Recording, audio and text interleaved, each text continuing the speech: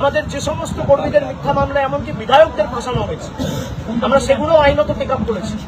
কোথাও লড়াই হবে, কোথাও লড়াই হবে। আমার নিরাপত্তার দরকার, মানুষ নিরাপত্তা দেবে। আমাকে প্রাণে মারলে মানুষ, যতদিন বাঁচবো মাথা উঁচু করে রয়্যাল বেঙ্গল টাইগারের মতো। ওই যে বললাম, সব কাটতে পারবে, লড়াইয়ের মানসিকতা কাটতে পারবে। আমার নিরাপত্তার দরকার নেই। যতদিন বেঁচে থাকবে ততদিন এদের বিরুদ্ধে লড়াই করে থাকবে। এরা রুখে দেয়, এরা আটকে দেয়। দেবার চেষ্টা হয়েছিল উত্তরবঙ্গে। বিরোধী দলনেতাকে সভা সমিতি করবার জন্য 104 বার হাইকোর্টের দরজায় যেতে হয়েছিল। যা অত্যাচার তৃণমূল কংগ্রেস করেছে আমাদের কর্মীদের সঙ্গে, আমাদের মহিলাদের সঙ্গে। আমরা সংযত আছে ছিলাম বলেই আজকে তৃণমূল কংগ্রেস অক্ষত আছে।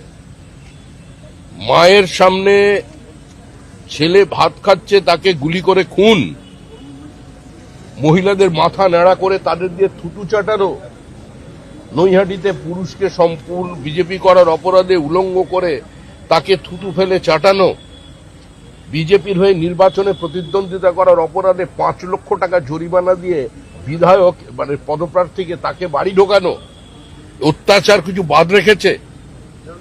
সন্তোষ ট্রফি খেলা একজন ফুটবলার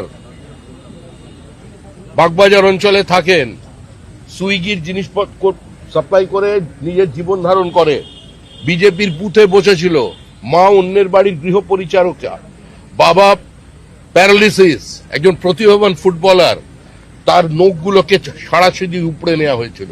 যান দেখে আসুন, সেগুলো কভার করুন। তারপরে যে তৃণমূল কংগ্রেসের এই বিধায়ক আর মন্ত্রীগুলো অক্ষত আছে না, এটাই হচ্ছে বিজেপির কারণে আছে।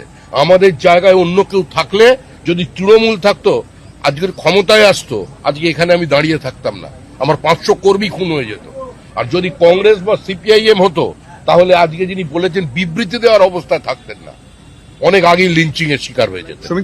যে অত্যাচার দক্ষিণ 24 পরগনায় হয়েছে, 3টে সভাপতির গাড়ি ভাঙা হয়েছে,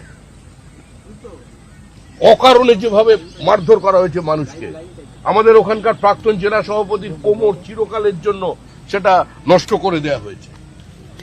রূপা গাঙ্গুলি আমাদের দলের তখন মহিলা শাখার সভানেত্রী ছিলেন। কি করা হয়েছিল রূপা গাঙ্গুলির সঙ্গে দক্ষিণ 24 পরগনায়? ডায়মন্ড মডেল প্রচার করতে এলেন না কেন? ফলতাই যে নির্বাচন হলো, প্রচার নেই কেন? কোথায় ডিজে, কোথায় রবীন্দ্রসঙ্গীত? এসব আর রাজনীতিতে চলবে না। শান্ত থাকুন, ভদ্রভাবে প্রত্যেক রাজনৈতিক দলের কর্মীরা আচরণ করুন, হিংসা বর্জন করুন। পশ্চিমবঙ্গের রাজনীতিকে এই হিংসামুক্ত করবার জন্য মানুষ রায় দিয়েছেন। মানুষের আবেগকে, মানুষের ইচ্ছাকে মর্যাদা দিয়ে সবাই এ ধরনের